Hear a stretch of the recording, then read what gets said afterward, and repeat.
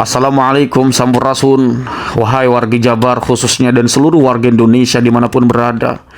Di sini saya Topeng Pembedah ingin memberikan hadiah kepada Kang Deddy Mulyadi dari karya W.S. Rendra yang akan saya bacakan, Sajak Sebatang Lisong. Ketika saya melihat gaya-gaya kepemimpinan Kang Deddy Mulyadi banyak dijegal oleh pelbagai pihak atau oknum tertentu, dinyinyirin, saya ingin sampaikan dan akan bacakan karya puisi W.S. Rendra ini. Nanti sebelum mungkin akan saya tampilkan beberapa hal menarik setelah saya bacakan di sini ya. Puisi karya W.S. Rendra, Sajak Sebatang Lisong. Dan mudah-mudahan ini sampai kepada KDM karena saya tahu KDM adalah penggemar sastra. Ya, saya akan bacakan di sini. Menghisap sebatang lisong, melihat Indonesia Raya, mendengar 130 juta rakyat dan di langit 2-3 cukong mengangkang berak di atas kepala mereka. Matahari terbit, fajar tiba, dan aku melihat 8 juta kanak-kanak tanpa pendidikan. Aku bertanya, tetapi pertanyaan-pertanyaanku membentur meja kekuasaan yang macet dan papan tulis para pendidik yang terlepas dari persoalan kehidupan. 8 juta kanak-kanak menghadapi satu jalan panjang, tanpa pilihan, tanpa pepohonan, tanpa dangau persinggahan, tanpa ada bayangan ujungnya. Menghisap udara yang disemprot deodoran, aku melihat sarjana-sarjana menganggur berpeluh di jalan raya. Aku melihat wanita bunting antri uang pensiunan. Dan di langit, para teknokrat berkata bahwa bangsa kita adalah malas, bahwa bangsa mesti dibangun, meski di-upgrade, disesuaikan dengan teknologi yang diimpor. Gunung-gunung menjulang, langit pesta warna di dalam senjakala, dan aku melihat protes-protes yang terpendam, terhimpit di bawah tilam. Aku bertanya, tetapi pertanyaanku membentur jidat penyair-penyair salon yang bersajak tentang anggur dan rembulan, sementara ketidakadilan terjadi di sampingnya, dan 8 juta kanak-kanak tanpa pendidikan termangu-mangu di kaki Dewi Kesenian. Bunga-bunga bangsa tahun depan berkunang-kunang pandang matanya. Di bawah iklan berlampu neon, berjuta-juta harapan ibu dan bapak menjadi gemalau suara yang kacau, menjadi karang di bawah moka samudra.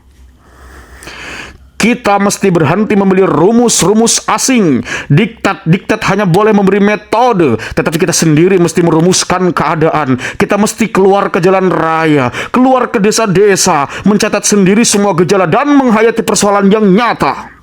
Inilah sajakku, pamflet masa darurat.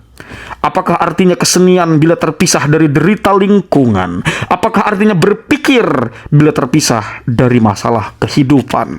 Nah, kenapa teman-teman saya bacakan puisi Sajak Sebatang Lisong ini? Karena saya melihat Kang Deddy Mulyadi turun ke jalan-jalan. Dia mencatat sendiri gejala yang ada, merumuskan semua persoalan yang dialami oleh masyarakat dan menawarkan solusi. Itu namanya pemimpin. Tapi kenapa dikatakan pencitraan? Kang Deddy Mulyadi sering berbicara, kita ini bangsa yang besar. Bagi warga Jawa Barat yang notabene Sunda, walaupun Jawanya ada ya, kita bicara Sunda di sini bukan wilayah atau bukan orang yang berbicara bahasa Sunda, tapi bicara nilai. Kita bicara kebudayaan. Dan tadi dikatakan oleh Rendra, kita harus berhenti membeli rumus-rumus asing. Selama ini kita dikekang. Dari mulai cara kita makan, dari mulai cara kita membeli produk, dari bahkan cara duduk ketika boker pun diatur oleh mereka. Sementara nilai, ada idiom-idiom dari leluhur-leluhur kita sebagai orang Sunda, sebagai orang Jawa, sebagai orang Nusantara ditinggalkan begitu saja. Untuk itu kita coba lihat-lihat pidato Kang Deddy Mulyadi yang berbicara tentang kesundaan, yang berbicara tentang peradaban kita sebagai orang Nusantara. Di sini teman-teman bisa simak. Di era Tukin ini, saya katakan, telah melahirkan degradasi birokrasi. Saya menentang ini jujur aja. 80 tahun kita merdeka. Keadilan dan kemakmurannya belum terwujud. Tapi kerusakan dan recovery yang dibutuhkan ke depan, serta hilangnya sumber daya alam, jauh melampaui berdirinya kerajaan yang hidupnya berabad-abad. Lah apa yang membuat kita tidak maju? Berpuluh-puluh tahun keuangan negara dihabiskan oleh kegiatan seremonial, perencanaan administrasi berbasis argumentasi yang melahirkan pemborosan keuangan negara yang itu tidak melahirkan efek apapun. Assalamualaikum warahmatullahi wabarakatuh. Aduh iya, sampurasun. Ini contekan BAP-nya tertinggal di meja. Saya ucapkan terima kasih atas kehadiran rekan pemerintah Provinsi Jawa Barat yang selalu memberikan panduan dan arah dalam berbagai langkah melakukan konsolidasi kelembagaan, konsolidasi culture terhadap upaya melakukan pembangunan perwujudan masyarakat yang gemah ripah repeh rapi. Saya ucapkan selamat datang, saya mohon maaf tadi terlambat, kepada Bapak Jaksa Agung Muda Intelijen Republik Indonesia. Jabatannya ada dua, ada jaksa, ada yang mudanya. Saya ucapkan terima kasih pada Pak Rektor IPDN yang mengundang saya di sini. Kemudian ini juga sahabat saya sebagai Ketua DPD IKAPTK Jabar, Kang Didi, terima kasih. Pak Kajati, terima kasih dengan Bapak Kajati. Kemudian teman-teman dari BJB, kemudian juga para alumni dari IPDN yang kebetulan bekerja di Provinsi Jawa Barat. Ada yang jadi sekda, ada yang jadi asisten, ada yang jadi kepala badan, kepala dinas.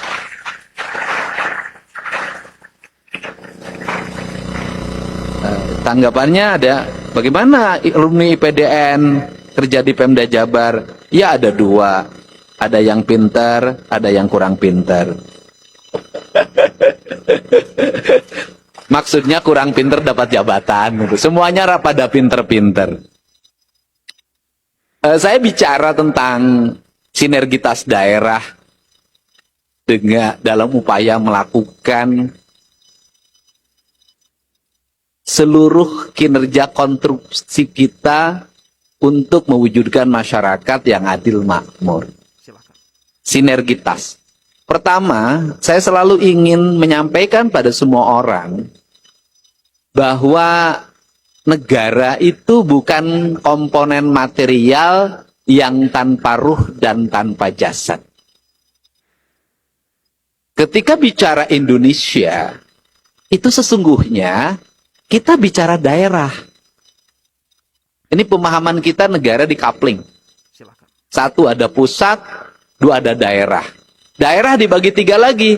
Ada provinsi, ada kabupaten kota, ada desa. Negara itu menurut saya cuma satu. Struktur kewenangan itu struktur konstitusional. Tetapi dari sisi kultur, negara itu ada 4 komponen.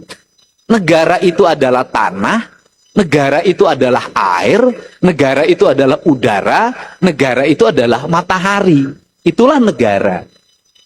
Maka, memahami rumusan negara dalam perspektif tradisi, dalam perspektif kebudayaan, maka dia memahami dalam sebuah keutuhan.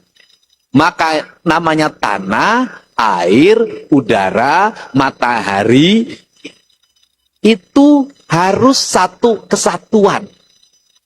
Maka satu kesatuan dalam pandangan orang Jawa itu disebutnya dengan papat kalima tunggal. Kalau perspektif orang Sunda, papat kalima pancer. Papat kalimat tunggal, papat kalimat pancar itu masuk dalam sistem keyakinan di mana manusia yang punya ruh masuk dalam sistem itu, maka masuklah dalam sangkan paraning dumadi. Sangkan paraning numadi masuk pada kesempurnaan diri, manunggaling kaula Gusti. Dalam perspektifnya itu dikafirkan.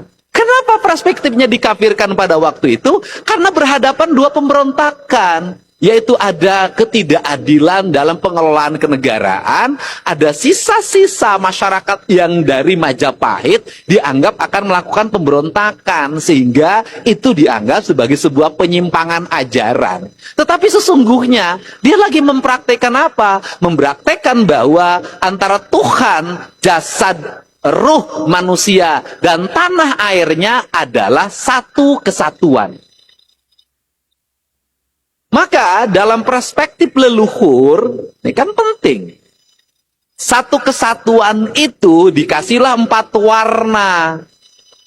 Yang disebut dengan warna hitam, warna tanah, warna air. Itu adalah warnanya putih, kemudian warnanya udara, warnanya kuning, warnanya cahaya, warnanya api, warnanya matahari sebagai sumber api, warnanya merah. Lahirlah ajaran yang disebut dengan Trihite Karana. Dalam kaidah Sunda, lahirlah ajaran yang disebut Tritangtu Dibuana. Tritangtu Dibuana melahirkan 2 perspektif. Satu perspektif pemerintahan, Ratu Resi Prabu. Yang kedua ada Ratu Rama dan Resi. Yang kedua ada perspektif sebagai bangunan negara. Negara itu ada tanah, air, udara, dan mataharinya itu. Lahirlah dengan konsep tata ruang. Karena manusia ada pada sebuah ruang yang disebut dengan Tritangtu Dibuana. Gunung kudu kayan, lengkop kudu balongan, lebak kudu sawahan. Sebuah tekstur. Nah, kenapa dalam teknis operasional pengelolaan daerah itu mengalami distorsi? Kenapa? Perspektif sudut pandang kita menjadi salah. Sudut pandang yang harusnya bangunan negara itu diisi oleh spirit kultural yang berbasis energi lingkungan, yang berbasis energi leluhur, dirubah secara teknokratis dalam mazhab-mazhab pemikiran yang sesungguhnya bertentangan dengan kerangka dasar filosofi Pancasila itu sendiri. Sehingga apa yang terjadi? Orang yang menghuni sebuah daerah tidak memahami spirit leluhurnya, tidak memahami spirit lingkungannya. Karena dia tidak memahami spirit leluhurnya, spirit lingkungannya, maka dia tidak adaptif. Karena dia tidak adaptif, kata orang Sunda, kaluhur tesirungan kahanap teakaran. Nah, kaluhur tesirungan kahanap teakaran itu melahirkan apa? Melahirkan sebuah pohon yang bonsai. Pohon yang bonsai itu beringin yang seharusnya kokoh di hutan, dia bisa menjaga sumber air, dia bisa menjaga sumber ekologi, tiba-tiba ada pot di atas meja yang seharusnya dia menjaga beringin itu, hari ini menjadi dijaga.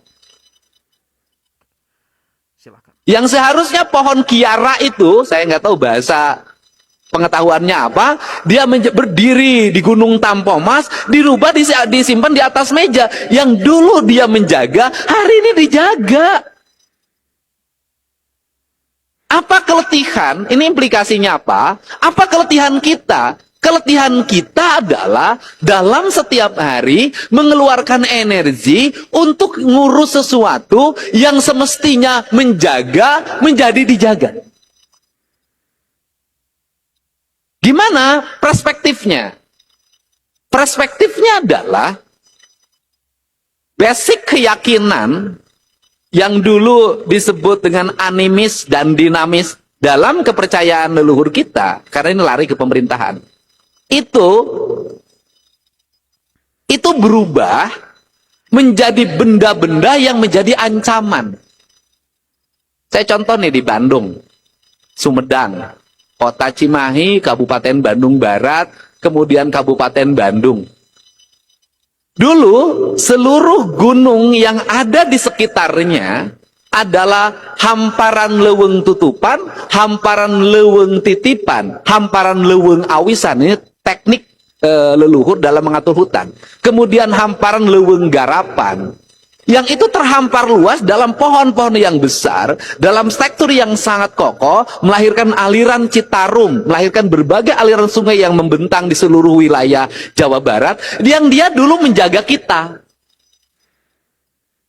Ketika tata ruangnya salah dalam membuat kebijakan, ketika negara tidak bisa menjaga seluruh reputasi alam yang menjaga kehidupannya, hari ini menjadi apa? Kita yang menjaga hutan.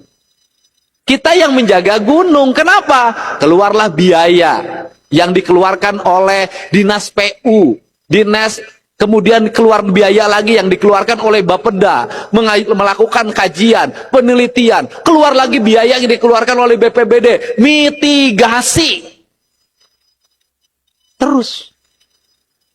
Dan anggaran terbesar nanti pemerintah adalah anggaran untuk kewaspadaan terjadinya bencana dari seluruh lingkungan yang dulu menjaganya, hari ini menjadi harus dijaganya. Ini pertama.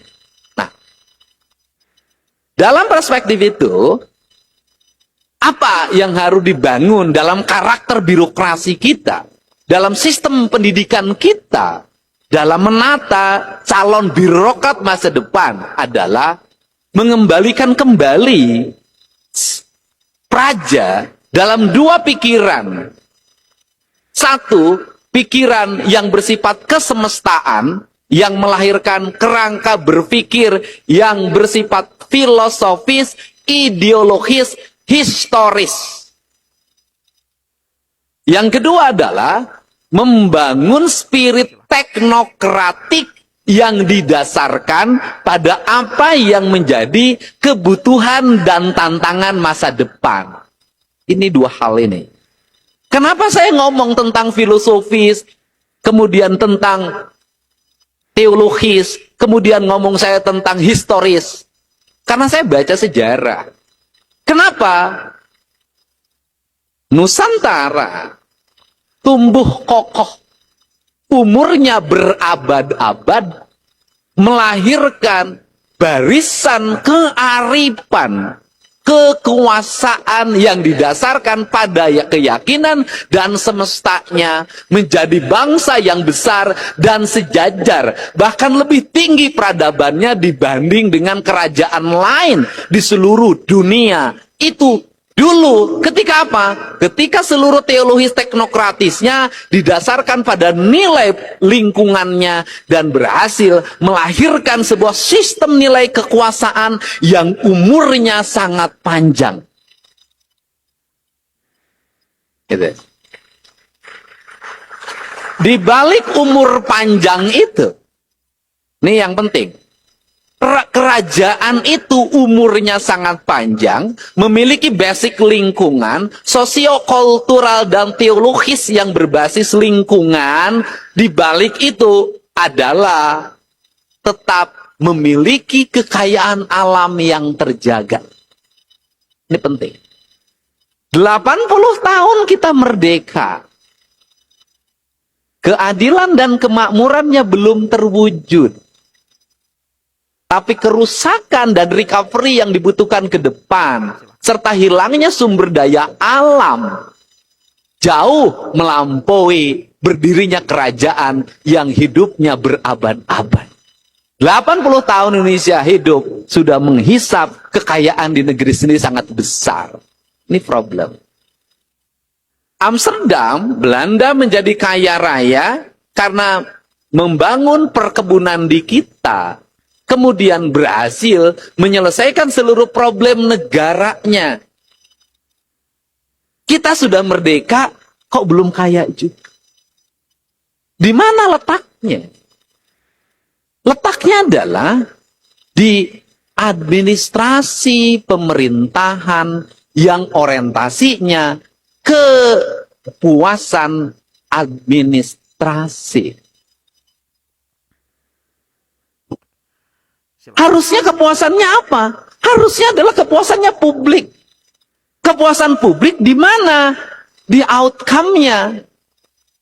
Di benefitnya. Birokrasi di kita di seluruh Indonesia, di Jawa Barat, di pikirannya apakah outcome dan benefit, output, outcome, dan benefit? Tidak. Di pikirannya adalah tukin.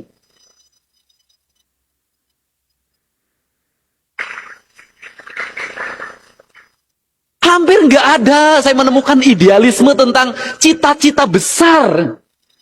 Apalagi negara berkemakmuran, nggak ada. Sempit. Obrolan yang dibicarakan dalam diskusi di antara mereka nggak pernah ngomongin bangsa ke depan, nggak pernah bagaimana menguasai, tidak pernah. Yang diomongin adalah tukin. Di era tukin ini, saya katakan, telah melahirkan degradasi birokrasi. Saya menentang ini jujur aja. Kenapa?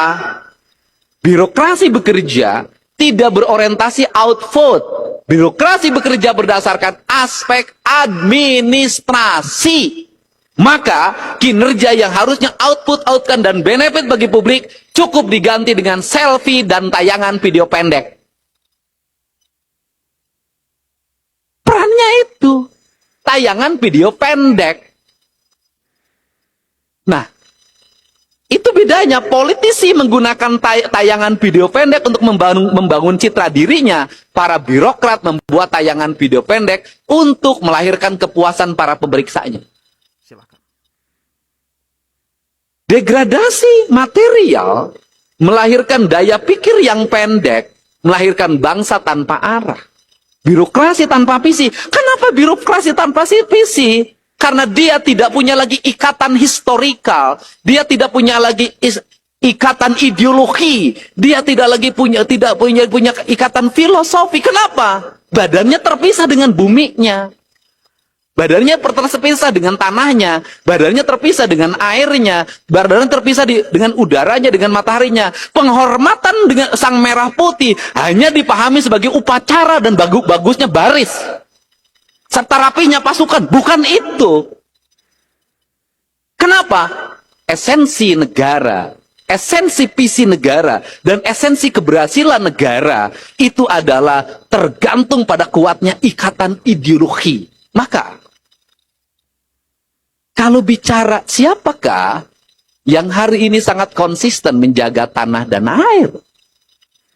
Yang masih konsisten adalah para petani yang tiap hari nyangkul di sawah. Menjaga tanahnya, menjaga sumber airnya, menjaga areal hutannya. Di luar itu adalah aksesoris tentang nasionalisme. Seperti sholat tanpa makna, berdoa tanpa isi. Ini perspektif.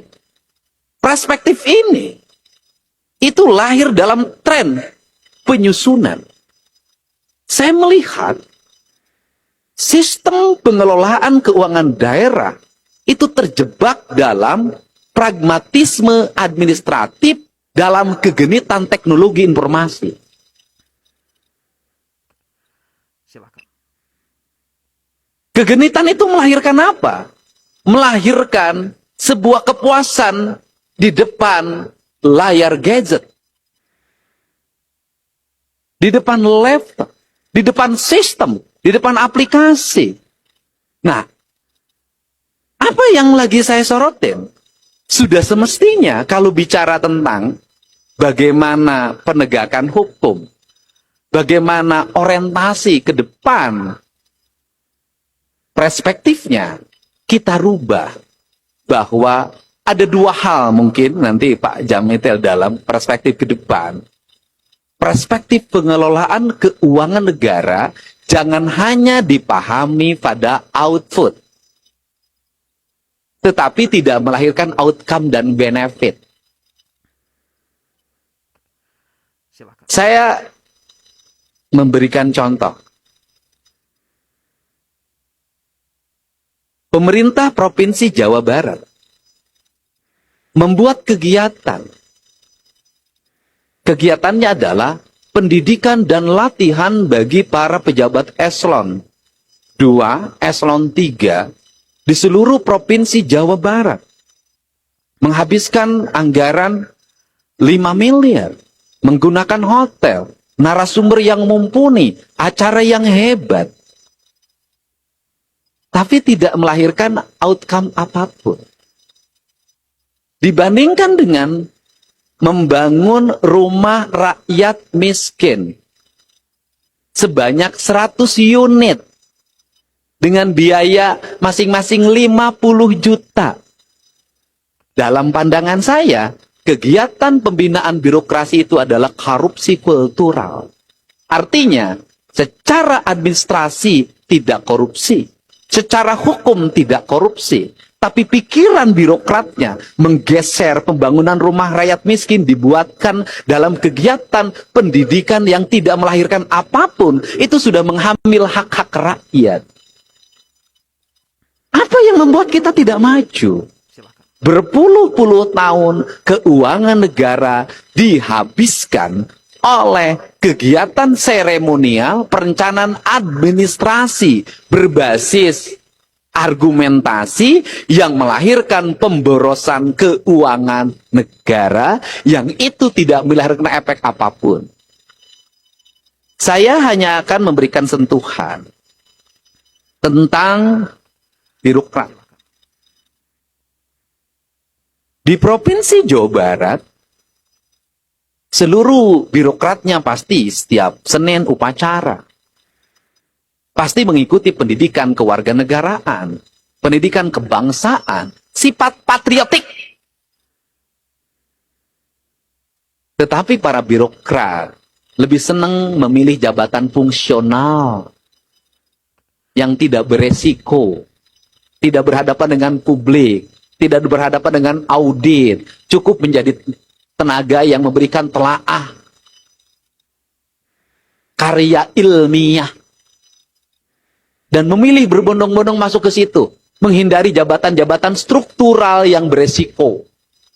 Menurut saya, negara harus mulai memberikan tawaran, disodorin, pilih mana?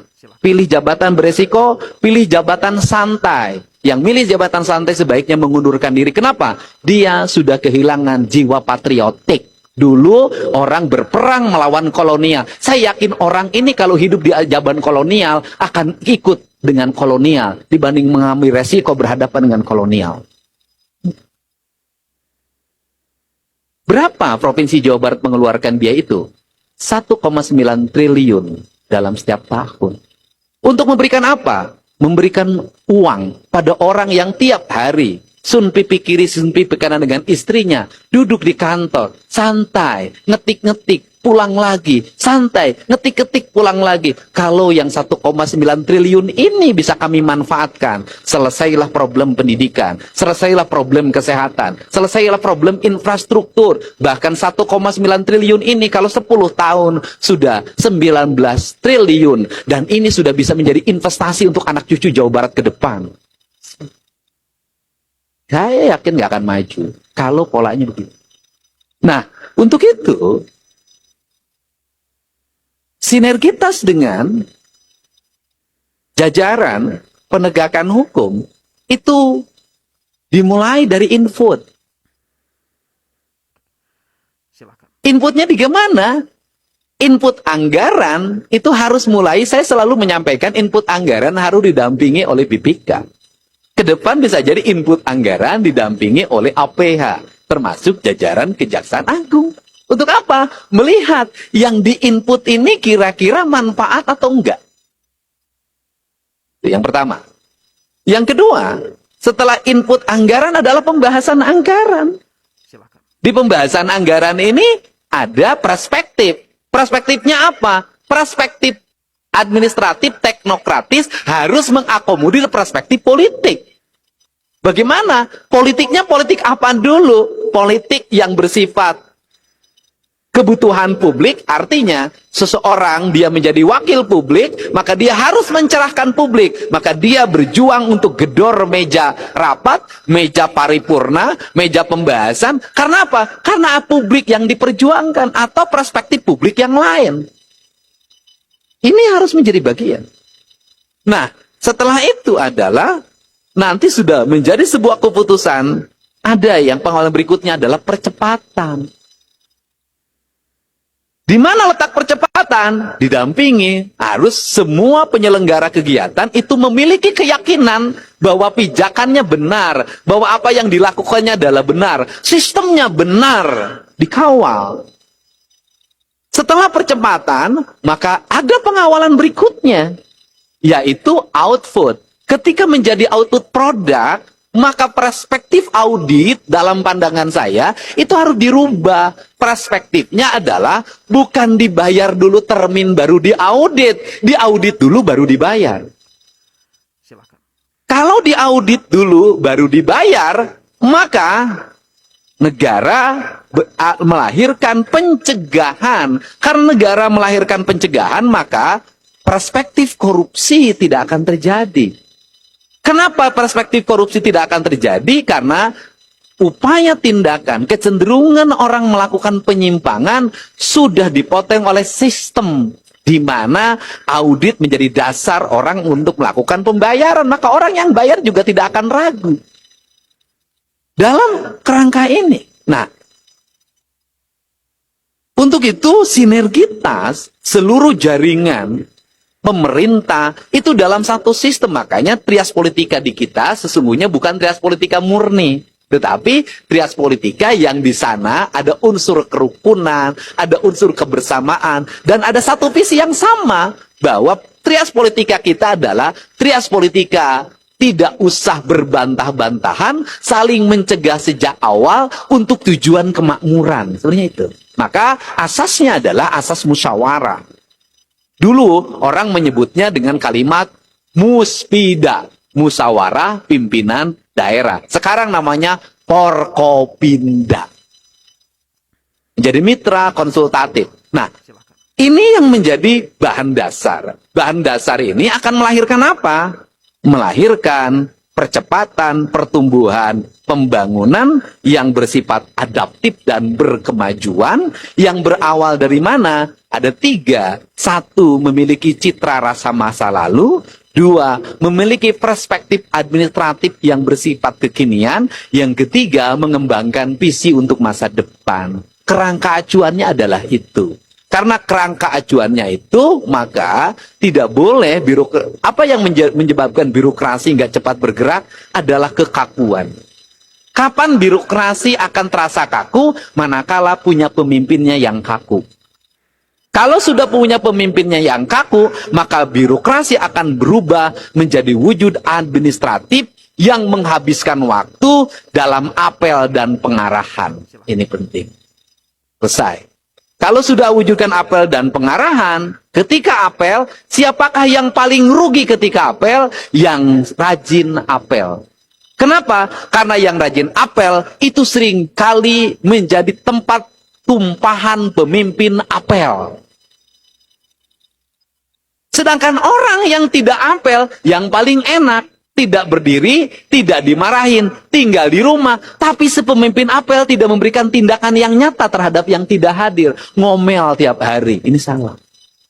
Perspektifnya bukan itu. Perspektifnya adalah sistem. Karena perspektif setiap sistem, maka SP1, SP2, SP3 berhentikan untuk saya. Kemudian yang berikutnya adalah produk-produk harus mulai dikontrol, sehingga jangan juga merasa kecil hati pada sebuah kelembagaan di pemerintah provinsi, manakala. Oke, itu dia teman-teman hal-hal yang dapat saya sampaikan. Kurang lebihnya saya mohon maaf. Terima kasih. Dan sampai jumpa.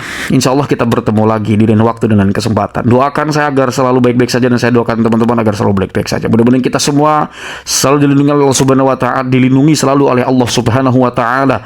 Diberikan kesejahteraan, kemakmuran, kebahagiaan, kemenangan, ketenangan, kedamaian, kemenangan, kesejahteraan, keselamatan fid dini wal akhirah, fid dini wad dunya wal akhirah. Amin ya rabbal alamin. Wassalamualaikum warahmatullahi wabarakatuh.